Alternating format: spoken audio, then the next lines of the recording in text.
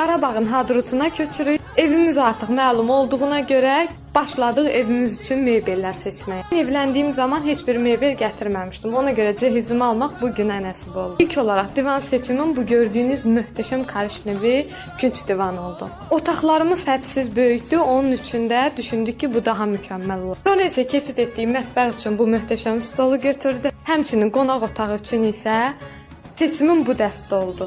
Çox yorulduq, dedik bir yerdə dincələyib xırda alış-verişimizə davam edelim. İki yerdən xırdavat alış-veriş etdik. Birinci Abşeronun yeni açılmış Qədirxumunda, ikinci isə Sədrəyin şirniyyatında. Bunu demək istəyirəm ki, istədiyiniz hər bir şey Qədirxumda mövcud idi. Həqiqətən çox münasib qiymətə.